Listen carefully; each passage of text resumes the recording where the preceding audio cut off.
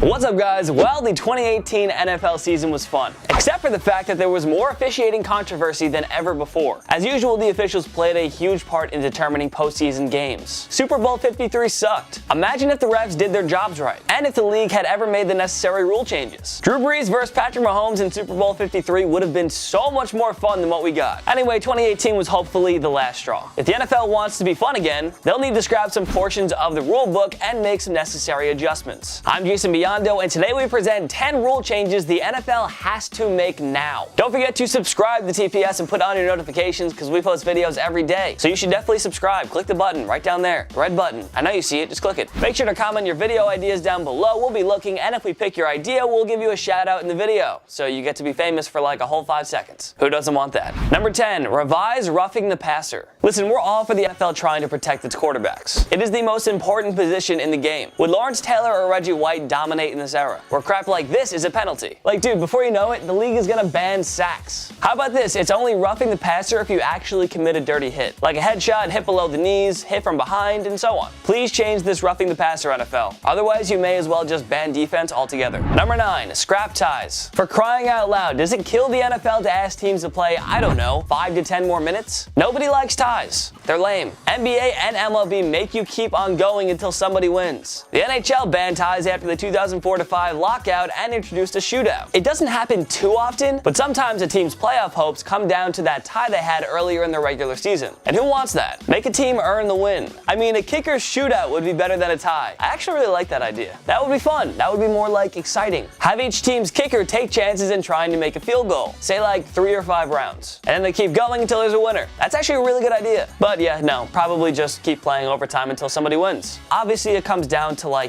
screen time on television and money and yada yada yada, but ties just need to go, like forever.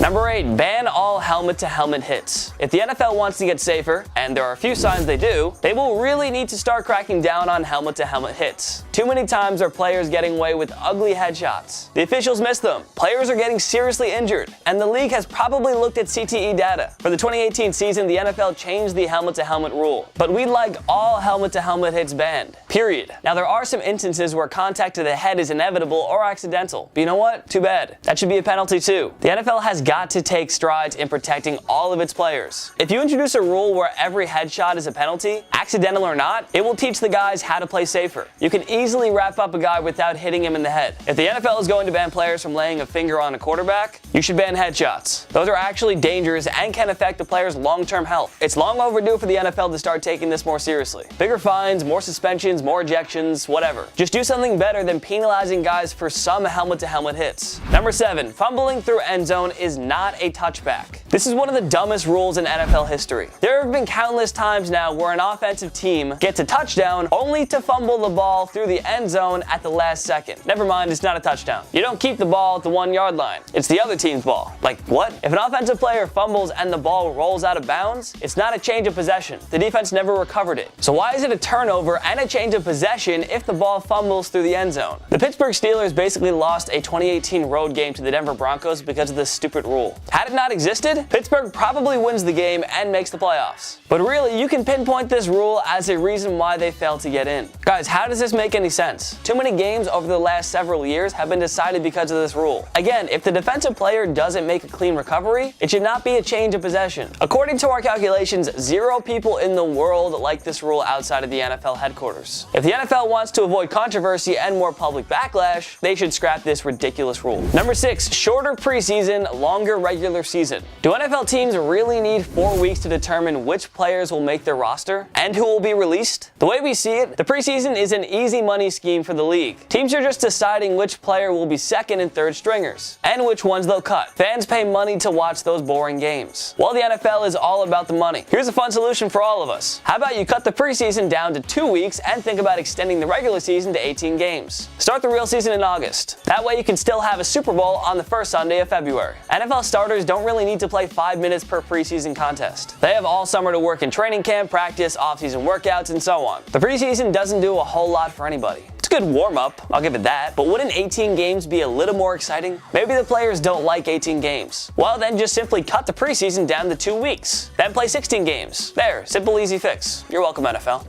Number 5, playoff teams are seeded by records. We'll never get over it. The 7-9 Seattle Seahawks got to host a playoff game against the defending Super Bowl champion New Orleans Saints in the 2010 wildcard round. Because they play in a crappy division? Yeah, got it. The 8-8 San Diego Chargers got a home playoff game over the 12-4 Indianapolis Colts in the 2008 wildcard round. The Chargers were in a crappy division. That seems fair. 10 years later, the Los Angeles Chargers got screwed by this. They finished with a 12-4 record, tied with the AFC West division rival Kansas City Chiefs for tops in the conference. But while the Chiefs got a first-round bye and home advantage, the Chargers had to visit the Baltimore Ravens on wildcard weekend. Meanwhile, the 11-5 New England Patriots also got to sit at home during the wildcard round, and they got to host the 12-4 Chargers in the divisional round. Basically all because the Patriots play in the easiest division of all time. We're not saying that's why they always make it so far in the playoffs, but you never know. It's absolutely ridiculous. I mean, even the 2008 Arizona Cardinals finished 9-7. They got to host the 9-6-1 Philadelphia Eagles in the NFC Championship game, and Arizona won thanks to home advantage. Well, it's long overdue for the NFL to change that. Teams should be seeded by their records, period. Not by division winners. Try to make the regular season mean a little more, NFL. Number 4, head officials inform refs of mistakes, better officiating system. NFL referees miss penalties all the time, namely holding and pass interference. NFL referees also make some very poor judgment calls and throw a flag when it should have stayed in their pocket. Well, it'd be nice if the NFL introduced a more efficient officiating and replay system. What the league should do is have an official communicate with the lead referee via headset. The official could then inform the ref if he made a mistake, be it missed a penalty, incorrectly ruled a catch, etc. It's hard for the refs to get everything right when the game happens so fast. But if you have a second line of defense, it would really help cut down on officiating controversies. And it doesn't have to slow down the game at all. The officials would just tell him in the headset what to call. Boom. Takes 3 seconds. Right call made. Game on. Number 3, eliminate all extra points, 2-point conversions mandatory. NFL kickers make practically every single extra point. The odd time a game might come down to a kicker missing an extra point, but not very often. For the most part, it's quite boring and a waste of time. And it's time for the NFL to make things more interesting.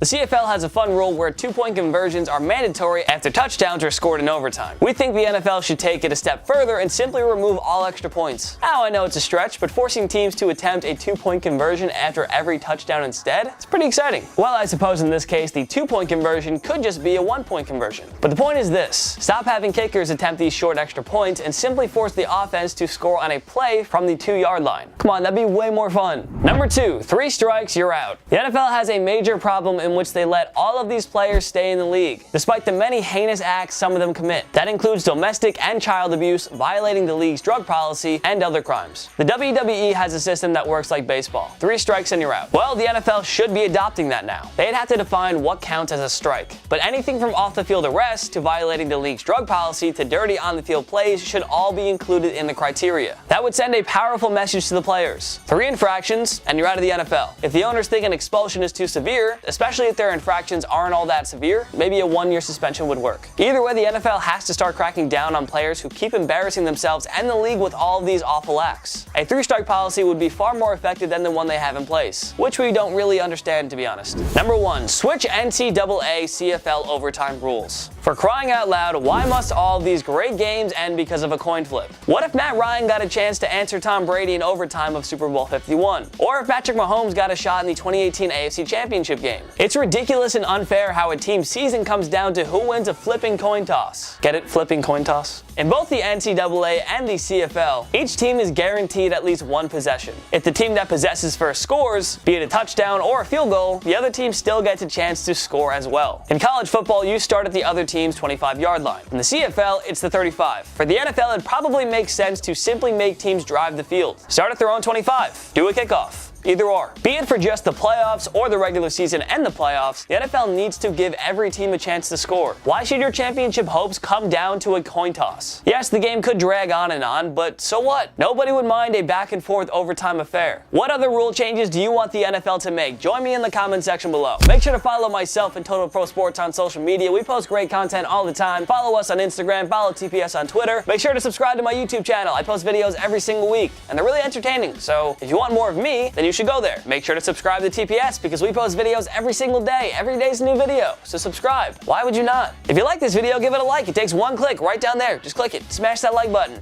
Pap it. Oh, what? Pap it? Just tap it. Whatever. Just like the button. Of course, thank you so much for watching. I'm Jason Biondo, and I'll see you next time. My knee.